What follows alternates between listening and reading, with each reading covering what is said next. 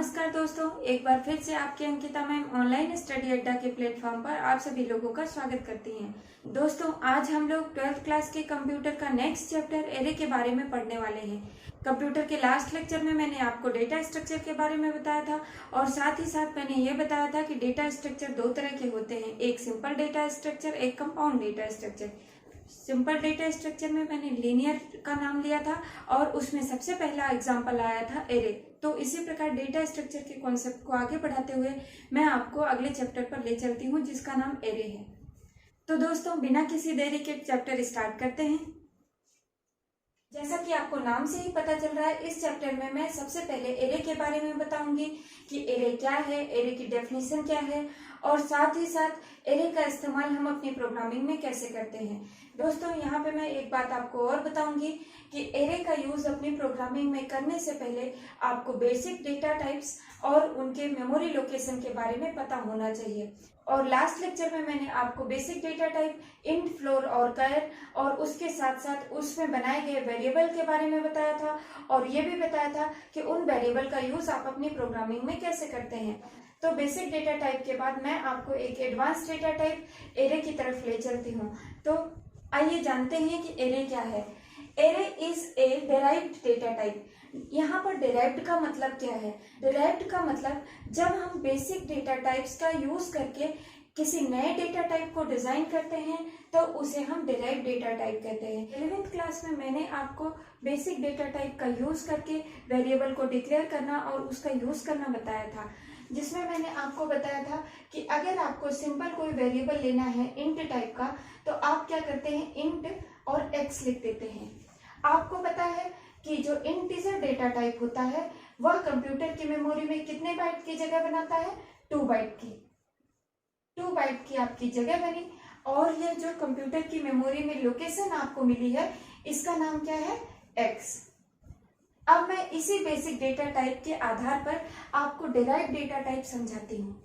जैसे पहले आपने बेसिक डेटा टाइप में इंटीजर का यूज करके x नाम का वेरिएबल बनाया और इस वेरिएबल के बनाने से आपको कंप्यूटर की मेमोरी में 2 बाइट की जगह मिली और जिसका नाम क्या था? x। लेकिन अगर मैं इसी को थोड़ा सा एडवांस फॉर्म में लिखूं तो उसको ऐसे लिखा जाएगा, इंट x और यहाँ पे मैं एक साइज दे देती हूँ 5। यानी इस डिक्लेरेशन लाइन और इस डिक्लेरेशन लाइन में सिर्फ इतना फर्क है कि आपने यहाँ पे भी x नाम का इंटीजर वेरिएबल लिया और यहाँ पर भी x नाम का इंटीजर वेरिएबल लिया। फर्क बस इतना है कि यहाँ पर x नाम का जो वेरिएबल लिया था उसके लिए आपको 2 बाइट का सिर्फ एक ब्लॉक बनता था जिसका नाम x था, लेकिन यहाँ पर इस तरह से वेरिएबल लेने पर आपको x नाम का तो वेरिएबल बनेगा ही बनेगा, लेकिन इसमें सिर्फ एक ब्लॉक की बजाय आपको 5 ब्लॉक मिलेंगे और हर एक ब्लॉक की साइज कितनी होगी? 2 बाइट। इसके बारे में हम आगे डिटेल में पढ़ेंगे। यहाँ पर इस एग्जांपल के थ्रू मुझे बस इतना बताना था कि बेसिक डेटा टाइप से डिराइव्ड डेटा टाइप को कैसे डिजाइन करते हैं। अब इसके बाद बारी आती है एरे की डेफिनेशन की। एरे की डेफिनेशन में मैंने आपको बताया था कि an array can store more than one homogeneous data in a sequential memory location. यानी एरे भी एक सिंपल वेरिएबल की तरह कंप्यूटर के मेमोरी लोकेशन पर डेटा को स्टोर करता है। फर्क बस इतना होता है कि सिंपल वेरिएबल में हम सिर्फ एक मेमोरी लोकेशन को लोकेट करते हैं और एरे में एक से अधिक डेटा के लिए मेमोरी में लोकेशन क्रिएट की जाती है। साथ ही साथ ये डेटा आपके एक जैसे होने चाहिए। इस तरह से अगर हम एक एरे लेते हैं और जिसकी साइज 5 रखते हैं तो वह कंप्यूटर की मेमोरी में कितनी स्पेस बनेगा? 5। और इसके साथ ही यह इन मेमोरी लोकेशन पर डेटा को स्टोर करेगा। इसके साथ एक ही शर्त है कि इस मेमोरी लोकेशन पर जो भी डेटा जाएगा वो एक ही डेटा टाइप का होगा, चाहे वह इंटीजर टाइप का हो, चाहे फ्लोट टाइप का हो, चाहे कैरेक्टर टाइप का हो। इसीलिए इसकी डेफिनेशन में लिखा गया है कि an array can store more than one homogeneous. Homogeneous का मतलब एक ही डेटा टाइप के एलिमेंट को स्टोर करता है। और in an sequential memory location. Sequential memory location का मतलब क्या हुआ? यहाँ पर जो हम लोगों ने एरे लिया है उसकी साइज कितनी है? 5 है, तो ये 5 एलिमेंट को स्टोर कर रहा है। 5 एलिमेंट को स्टोर कर रहा है तो पहले नंबर पे जो डेटा है वो कितने बाइट की जगह लेगा? 2 बाइट की। पहला पहला मेमोरी लोकेशन कितने बाइट का होगा, 2 बाइट का। इसी तरह से दूसरा मेमोरी लोकेशन कितने बाइट का होगा, 2 बाइट का। इसी तरह से लास्ट वाला मेमोरी लोकेशन भी कितने बाइट का होगा, 2 बाइट का। ये मेमोरी लोकेशन 2 बाइट के क्यों है, क्योंकि ये एरे इंटीजर टाइप का है। और साथ ही साथ मैं यहाँ पर सीक्वेंशियल का मतलब बताती हूँ। ये सारे मेमोरी लोकेशन एक दूसरे से लगे हुए होंगे, यानी कि एक दूसरे से अटैच्ड होंगे। अगर इस एरे का पहला मेमोरी लोकेशन 205 पर है तो दूसरा मेमोरी लोकेशन 207 पर होगा। 207 क्यों, क्योंकि पहला मेमोरी लोकेशन 205 का है और ये जगह कितने बाइट की ले रहा है, 2 बाइट की। तो अगला वाला 207 का होगा, यानी कि 205 में 2 बाइट जोड़ेंगे तो अगला मेमोरी लोकेशन कितना होगा, 207। इसी तरह से अगला 209, 211 और 213। तो इस तरह से मैंने आपको बताया कि अगर किसी एरे का पहला एलिमेंट 205 बाइट की मेमोरी लोकेशन पर है तो उसका लास्ट एलिमेंट इस पर डिपेंड करता है कि उस एरे में कितनी मेमोरी लोकेशंस हैं और उसका डेटा टाइप कैसा है। जैसे मैंने यहाँ इंटीजर लिया था तो हर एक मेमोरी लोकेशन 2 बाइट की थी और अगला एड्रेस पिछले एड्रेस से 2 बाइट ज्यादा था। इस मेमोरी लोकेशन को या एरे को कुछ इस तरह से आप समझ सकते हैं कि आप अपनी क्लास में फर्स्ट रो या लास्ट रो या किसी भी रो में बैठे तो होंगे ही, यानी एक बेंच पर 4 से 5 बच्चे बैठते हैं और उस बेंच की लेंथ ऐसी होती है कि जिसमें 4 से 5 बच्चों का अरेंजमेंट आसानी से हो सके। और साथ ही साथ आपने ऐसी क्लास भी देखी होगी जिसमें एक छोटी सी स्टूल और छोटी सी मेज पर एक एक बच्चे को अलग अलग बिठाया जाता है। और इन दोनों का कनेक्शन मैं आपको यहाँ पर किसी एक एरे और किसी एक वेरिएबल से कराती हूँ। जैसे मान लीजिए स्टूल पर बैठा एक एक बच्चा एक एक वेरिएबल है, यानी एक मेमोरी लोकेशन पर सिर्फ एक ही एलिमेंट। लेकिन अगर उसी मेमोरी लोकेशन को एक साथ जोड़ दिया जाए और एक लंबी लाइन बना दी जाए और उसमें एक से ज्यादा बच्चों को या एक से ज्यादा डेटा एलिमेंट को रखा जाए तो वही फॉर्म एरे का कहलाता है। तो इस तरह से अब तक आप समझ गए होंगे कि an array can store more than one homogeneous. Homogeneous का मतलब एक ही तरह का data type in sequential order. Sequential का मतलब अगर आपका पहला एलिमेंट 205 पे है तो दूसरा एलिमेंट 207, यानी इसके एडजेसेंट पोजीशन पर ही होगा। इस मेमोरी लोकेशन को मैं थोड़ा सा बेहतरीन बनाने के लिए आपको एक एग्जांपल और भी देती हूँ। सपोज दैट आपने इंटीजर टाइप के 2 वेरिएबल लिए, एक का नाम x रखा और एक का नाम y रखा। इस तरह से 2 बाइट के आपके 2 ब्लॉक बनेंगे। इस तरह से कंप्यूटर की मेमोरी में 2 बाइट के 2 ब्लॉक बनेंगे, एक का नाम x होगा और एक का नाम y होगा और इनकी स्पेस कितनी होगी, ये भी 2 बाइट का और ये भी 2 बाइट का। लेकिन ये सिक्वेंशियल नहीं होंगे, यानी कंप्यूटर की मेमोरी में ये एक दूसरे से एडजेसेंट नहीं होंगे। क्यों? जैसे इस x वेरिएबल का मेमोरी लोकेशन अगर 211 बाइट है तो इसका मेमोरी लोकेशन हो सकता है कि 570 बाइट हो या कुछ और भी हो सकता है, यानी इसके एडजेसेंट लोकेशन पर अगला वेरिएबल नहीं होगा, भले ही आपने इन दोनों वेरिएबल को एक साथ एक ही डेटा टाइप का लिया हो। इस तरह से आपको ये बात समझ में आ गई होगी कि कंप्यूटर की मेमोरी में सिक्वेंशियल मेमोरी लोकेशन क्या होती है और होमोजेनियस ऑर्डर डेटा क्या होता है। सो डियर स्टूडेंट, अगर कभी भी एरे की डेफिनेशन की बात आती है तो आपको सिर्फ 2 बातें याद रखनी होगी, एक होमोजेनियस डेटा और दूसरा सिक्वेंशियल मेमोरी लोकेशन। और अगर आपको ये दोनों वर्ड याद रहे तो आप एरे की डेफिनेशन अपनी भाषा में भी लिख सकते हैं कि एरे एक डिराइव्ड डेटा टाइप है और वह कंप्यूटर की मेमोरी में more than one homogeneous data को स्टोर करता है। और किस ऑर्डर में करता है? सिक्वेंशियल मेमोरी लोकेशन पर। जैसा कि आप अपनी क्लास में स्टूडेंट्स की रो को देखते होंगे कि एक बच्चे के बगल दूसरा बच्चा और दूसरे के बगल तीसरा और इसी तरह से एक लाइन और एक रो बन जाती है। अब आते हैं इस चैप्टर के अगले topic, types of array. Types of array में एरे के आपको 2 टाइप्स पढ़ने हैं, एक 1 डायमेंशनल एरे जिसे सिंगल डायमेंशनल एरे भी कहते हैं और मल्टी डायमेंशनल एरे। मल्टी का मतलब होता है मोर देन 1 और एरे के रेफरेंस में देखा जाए तो मल्टी डायमेंशनल एरे में आपको 2 डायमेंशनल एरे के बारे में पढ़ना होता है। अब यहाँ पर मैं ये क्लियर कर दूं कि 1 डायमेंशन और मल्टी डायमेंशनल क्या है। एक बार के लिए आप डायमेंशन को डायरेक्शन मान ले। जैसे वह एरे जिसमें एक ही डायरेक्शन हो। डायरेक्शन का मतलब जैसे अभी हमने एक एरे लिया था जो कि इस तरह से हो, यानी हॉरिजॉन्टल, या फिर इस तरह से हो यानी वर्टिकल, तो उसे वन डायमेंशन एरे या सिंगल डायमेंशन एरे कहेंगे। उसके बाद आप बारी आती है मल्टी डायमेंशनल एरे, जिसमें आपको टू डायमेंशनल एरे पढ़ना है। जब एरे का स्ट्रक्चर दो डायरेक्शन में हो तो उसे टू डायमेंशनल एरे कहेंगे, जो कि मल्टी डायमेंशनल एरे का एक एग्जांपल है। जैसे वन डायमेंशनल एरे में आपने देखा कि ये पहली मेमोरी लोकेशन, ये दूसरी, ये तीसरी और इस तरह से ये लास्ट वाली। यहाँ पे फर्स्ट ये, सेकेंड ये, ऐसे से ये लास्ट वाला।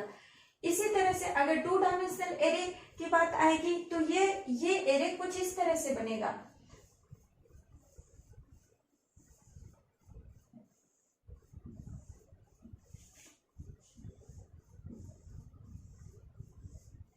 जो टू डायमेंशनल एरे है उसमें आपकी लेंथ के साथ साथ उसकी विड्थ भी होगी। जैसे अगर मैं इसके इस पोर्शन को हाइड करूं तो आपको वन डायमेंशनल एरे दिख रहा होगा जो कि इस तरह से है, और आपके इस पोर्शन को हाइड करूं तो आपको ये वाला डायरेक्शन दिख रहा होगा जो कि ऐसा है। यानी इन दोनों के फॉर्म को अगर साथ में मिला दिया जाए और एक नया फॉर्मेट तैयार किया जाए तो वो टू डायमेंशनल होगा। अगर हम इसे एक स्केल मान लें जिसमें सिर्फ लेंथ होती है तो इसको हम एक बुक मान सकते हैं जिसमें लेंथ के साथ साथ विड्थ भी है। यानी इसमें सिर्फ एक डायरेक्शन वन डायमेंशनल और इसमें दो डायरेक्शन यानी टू डायमेंशनल। डियर स्टूडेंट्स, अब इस चैप्टर में हम लोग इन दोनों टाइप्स के एरे को डिटेल में पढ़ेंगे, जिसमें पहला नंबर आता है सिंगल डायमेंशनल एरे का। सिंगल डायमेंशनल एरे जैसे कि मैंने आपको पहले बताया था कि या तो उसमें लेंथ होगी या तो उसमें विड्थ होगी। इस बात को हम ऐसे समझेंगे, यानी when an array variable store data items in one subscript value. One subscript value का मतलब जैसे इस वन डायमेंशनल एरे में एक सबस्क्रिप्ट दिया गया है, यानी इस एरे की साइज 5 होगी, चाहे वह इस डायरेक्शन में हो या फिर इस डायरेक्शन में हो। तो ऐसा एरे जिसमें सिर्फ एक ही सबस्क्रिप्ट हो यानी एक ही डायरेक्शन की साइज हो तो उसे हम सिंगल डायमेंशनल एरे कहते हैं। जैसे ये दोनों एरे एक ही हैं और इनके मेमोरी लोकेशन का तरीका भी एक है। फर्क बस इतना है कि इस एरे ने हॉरिजॉन्टल स्पेस ऑक्युपाई किया है और इस एरे ने वर्टिकल स्पेस ऑक्युपाई किया है। जैसे ये एरे है, इसमें पहला एलिमेंट x0 तो उसके हॉरिजॉन्टल डायरेक्शन में दूसरा एलिमेंट x1 है, फिर तीसरा x2 इस तरह से, और इसी में पहला एलिमेंट x0 पोजीशन पे है तो दूसरा एलिमेंट उसके वर्टिकल डायरेक्शन x1 पे है और तीसरा एलिमेंट x2 पर उसके वर्टिकल डायरेक्शन में है। अब यहाँ पे एक चीज मैं और क्लियर करना चाहती हूँ कि ये x0, x1, x2, x3 और x4 ये क्या है। आपने किसी वेरिएबल का नाम तो एक ही रखा लेकिन उसकी साइज 5 रख दी, तो उसके लिए आपको इस x के साथ साथ उसकी पोजीशन भी लिखनी पड़ती है। जैसे जब मैंने x नाम का वेरिएबल लिया तो x नाम का एक ही ब्लॉक बनना था जो कि सिंपली बन गया, और y नाम का वेरिएबल लिया तो उसके नाम का एक ही ब्लॉक कंप्यूटर मेमोरी में लोकेट होना था जो कि हो गया। लेकिन अगर मैं इसी बात को x5 लिख दूं तो यह वेरिएबल कंप्यूटर की मेमोरी को इस तरह से लोकेट करेगा, यानी इस पूरे का नाम क्या है x, लेकिन इसमें ब्लॉक कितने हैं 5। अब आप इसको आइडेंटिफाई कैसे करेंगे कि पहला वाला ब्लॉक कौन सा है, दूसरा कौन सा है, तीसरा कौन सा है, चौथा कौन सा है, पांचवा कौन सा है।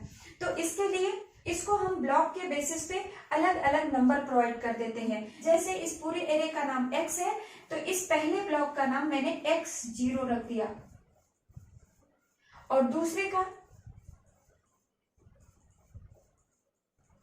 और सेकेंड ब्लॉक का x1 और थर्ड ब्लॉक का x2, फोर्थ ब्लॉक का x3 और फिफ्थ ब्लॉक का x4। इस तरह आप देख रहे होंगे कि ये पूरी मेमोरी लोकेशन x नाम की बनी भी है। आइडेंटिफाई करने के लिए उनको अलग अलग नंबर प्रोवाइड कर दिए।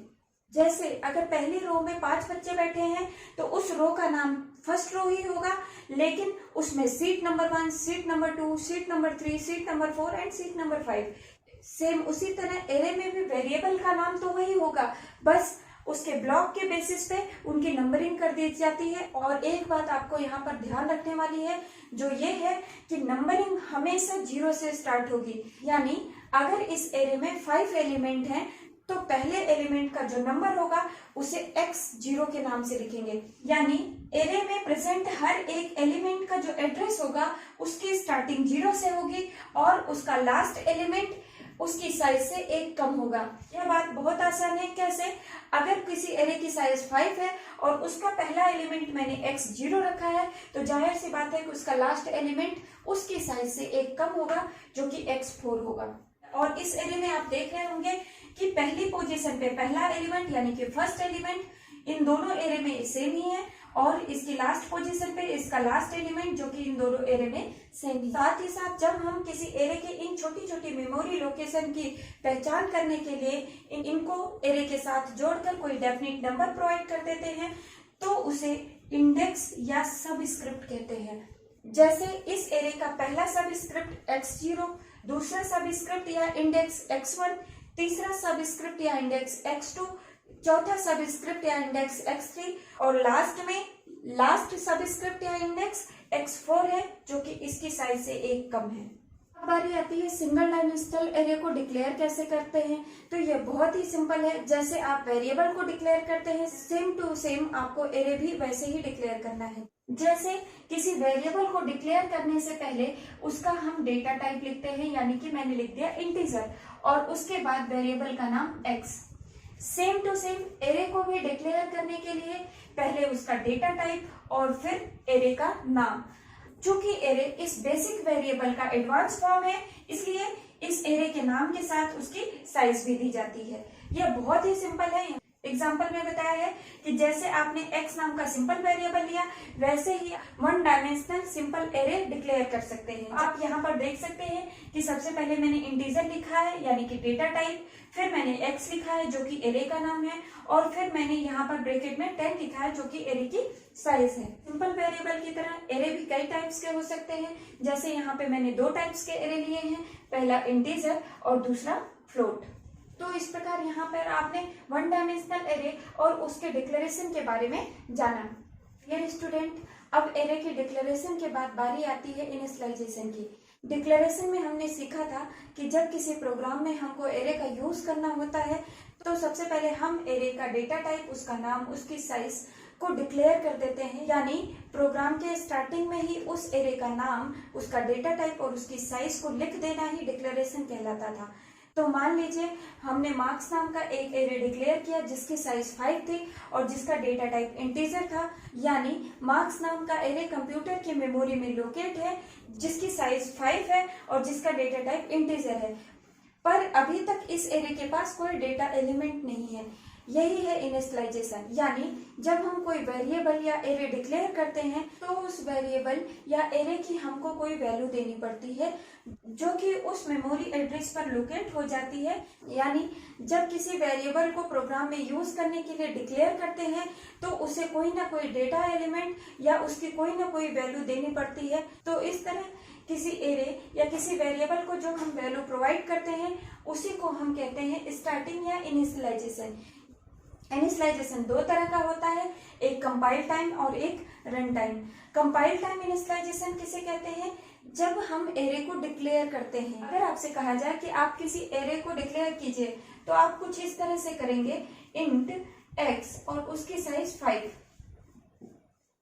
ये हो गई डिक्लेरेशन वाली लाइन।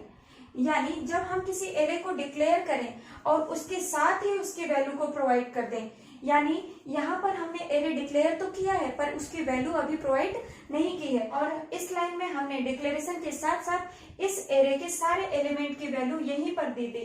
जब डिक्लेरेशन के टाइम किसी एरे की वैल्यू वहीं पर स्टार्टिंग में ही दे दी जाए तो उसे हम कंपाइल टाइम इनिशियलाइजेशन कहते हैं। जैसे यहाँ पर हमने एक एरे डिक्लेयर तो किया पर इसकी वैल्यू नहीं दी तो यह लाइन अभी डिक्लेरेशन है। लेकिन यहाँ से सेमीकोलन रिमूव करके अगर मैं डिक्लेरेशन के टाइम पर ही इसको वैल्यू प्रोवाइड कर देती, जैसे 15, 9, 3, 22 और 17, तो अब ये लाइन हमारी बन जाती कंपाइल टाइम इनिशियलाइजेशन।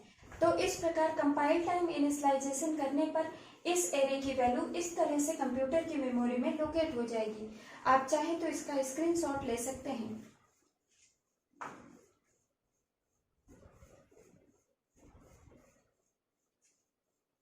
जब हम किसी वेरिएबल या एरे की वैल्यू डिक्लेरेशन के टाइम पर देते हैं तो यह वैल्यू स्टैटिक हो जाती है यानी फिक्स हो जाती है, तो उसे बार बार प्रोग्राम रन करने के साथ साथ चेंज नहीं कर सकते। और अगर हम चाहते हैं कि किसी एरे या वेरिएबल की वैल्यू जितनी बार हम प्रोग्राम रन कर रहे हैं उतनी बार चेंज हो, तो उस एरे को वैल्यू प्रोग्राम के एग्जीक्यूशन के टाइम पर दी जाती है। यानी किसी एरे या वेरिएबल को प्रोग्राम के एग्जीक्यूशन के टाइम पर जब वैल्यू प्रोवाइड की जाती है तो उसे हम रन टाइम इनिशियलाइजेशन कहते हैं। इसके बारे में एक इम्पॉर्टेंट बात और भी है, जैसा कि मैंने आपको बताया था कि कंपाइल टाइम इनिशियलाइजेशन में वैल्यू स्टैटिक होती है, यानी जितनी बार आप प्रोग्राम रन करेंगे उतनी बार एरे की वैल्यू चेंज नहीं होती। लेकिन अगर हम किसी एरे की वैल्यू एग्जीक्यूशन के टाइम पर देते हैं तो वह वैल्यू डायनेमिक होती है। डायनेमिक का मतलब चेंजेबल, यानी जितनी बार हम प्रोग्राम रन करेंगे उतनी बार हम एरे या वेरिएबल को नई नई वैल्यू प्रोवाइड कर सकते हैं। रन टाइम इनिशियलाइजेशन में एक बात आपको और ध्यान रखनी होगी कि जब भी हम एरे को एग्जीक्यूशन के टाइम वैल्यू देते हैं तो प्रोग्राम में एरे में वैल्यू देने के लिए आपको लूप का यूज करना पड़ेगा। डियर स्टूडेंट, मैंने 11th क्लास के लेक्चर में आपको लूपिंग बहुत अच्छे से बताई है और प्रोग्राम में 3 टाइप्स के लूप, व्हाइल, डू व्हाइल और फॉर, तीनों लूप के बारे में बहुत ही इजी वे में एक्सप्लेन किया है। तो यहाँ पर मैं यह बात मान के चल रही हूँ कि आपको लूपिंग की बेसिक नॉलेज होगी। जैसे किसी लूप को चलाने के लिए सबसे पहले उसका इनिशियलाइजेशन पॉइंट बताया जाता है, यानी लूप कहाँ से स्टार्ट होगा, फिर उसका टर्मिनेशन पॉइंट बताया जाता है, यानी लूप कितनी बार चलेगा या लूप का एंडिंग पॉइंट क्या होगा। साथ ही साथ आपको यह बताना होता है कि लूप फॉरवर्ड डायरेक्शन में चलेगा या रिवर्स डायरेक्शन में। इसके लिए आपको इंक्रीमेंट और डिक्रीमेंट ऑपरेटर के साथ साथ काउंटर वेरिएबल का यूज करना होता है। यानी जब किसी प्रोग्राम में आप लूप का यूज करते हैं तो आपको एक काउंटर वेरिएबल लेना होता है, जैसा कि यहाँ पर मैंने आई को लिया है, और उस काउंटर वेरिएबल को आपको 3 वैल्यू प्रोवाइड करनी होती है। सबसे पहली वैल्यू कि यह लूप स्टार्ट कहाँ से होगा, दूसरी वैल्यू कि यह लूप स्टॉप कहाँ पर होगा, और तीसरी वैल्यू कि यह फॉरवर्ड डायरेक्शन में जाएगा या रिवर्स डायरेक्शन में। तो इस तरह से एरे में वैल्यू इनपुट करने के लिए मैंने यहाँ पर फॉर लूप का यूज किया है, और इस लूप में मैंने स्टार्टिंग पॉइंट 0 को माना है, एंडिंग पॉइंट 4 को माना है, और चूंकि हमारे एरे में वैल्यू सिक्वेंशियल ऑर्डर में बढ़ते हुए क्रम में रखी जाएगी, इसलिए हमने यहाँ पर इंक्रीमेंट ऑपरेटर का यूज किया है। सपोज दैट आपने अपने प्रोग्राम में एक एरे लिया जिसका डेटा टाइप इंटीजर था और उस एरे का नाम p है और उसकी साइज 5 है, और यहाँ पर आपने सेमीकोलन यानी टर्मिनेशन पॉइंट लगा दिया। अब यह बात आपको समझ में आ रही होगी कि इसका स्टार्टिंग पॉइंट मैंने 0, एंडिंग पॉइंट 4 और इसका एग्जीक्यूशन डायरेक्शन पॉजिटिव क्यों लिया है। जब हमने अपने प्रोग्राम में एक एरे डिक्लेयर किया जिसकी साइज 5 है तो वह कंप्यूटर के मेमोरी में कुछ इस तरह से लोकेट हो जाएगा। लेकिन अब हमको इस एरे की वैल्यू डिक्लेरेशन के टाइम पर नहीं देनी है। अब हम इस एरे को उसके एग्जीक्यूशन के टाइम पर वैल्यू प्रोवाइड करना चाहते हैं, इसलिए हमको ये लूप चलाना पड़ेगा। और इस लूप के इन 3 इंपॉर्टेंट पॉइंट को आप ध्यान से समझें। इस लूप में मैंने काउंटर वेरिएबल की वैल्यू 0 क्यों इनिशियलाइज की, क्योंकि हमारे एरे का जो पहला सबस्क्रिप्ट है वो 0 है। इसके बाद इस काउंटर वेरिएबल की टर्मिनेशन वैल्यू मैंने 4 दी है, यानी इस एरे का टर्मिनेशन पॉइंट कितना है 4। अब यहाँ पर यह बात आपको समझ में आ रही होगी कि जब हम 0 से 4 की तरफ किसी एरे में वैल्यू को प्रोवाइड करते हुए जाएंगे तो हम फॉरवर्ड डायरेक्शन में जा रहे हैं। इसीलिए मैंने आई के साथ इंक्रीमेंट ऑपरेटर लगाया है। क्यों? क्योंकि हम 0 से इनिशियलाइज करके यानी 0 से स्टार्ट करके 4 तक जा रहे हैं। और आपको पता होगा कि प्रोग्राम में किसी वेरिएबल की वैल्यू देने के लिए हम फॉर्मेटेड इनपुट फंक्शन का यूज करते हैं जो कि स्कैनफ होता है। और यहाँ पर इस एरे की वैल्यू को देने के लिए मैंने %d यूज किया है, क्योंकि हमारे एरे का डेटा टाइप कैसा है, इंटीजर टाइप का। और लास्ट में मैंने लिखा है एड्रेस ऑफ x i, यानी जब हमारा लूप चलेगा तो i की वैल्यू कितनी होगी 0। जो हमारी पहली वैल्यू जाएगी वो x के 0 वाले इंडेक्स पर जाएगी। जब हम प्रोग्राम रन करेंगे तो सबसे पहली वैल्यू जो कि मैंने 30 लिया है वो पी के 0 इंडेक्स पर जाएगी। और यहाँ पर कंडीशन चेक होगा कि आई की वैल्यू 4 हुई कि नहीं। आई की वैल्यू अभी 0 है, इसलिए आई की वैल्यू में इंक्रीमेंट होगा, यानी कि आई की वैल्यू 1 और बढ़ जाएगी और आई की वैल्यू 0 से 1 पर आ जाएगी। यानी हमारा दूसरा एलिमेंट एरे के दूसरे इंडेक्स पर लोकेट होगा, जो कि मैंने 15 मान लिया।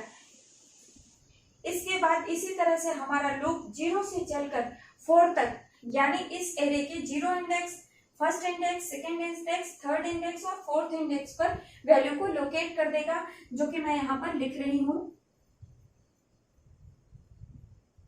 और आपने इस तरह लूप के माध्यम से प्रोग्राम के एग्जीक्यूशन टाइम पर एरे के हर एक इंडेक्स में वैल्यू प्रोवाइड की।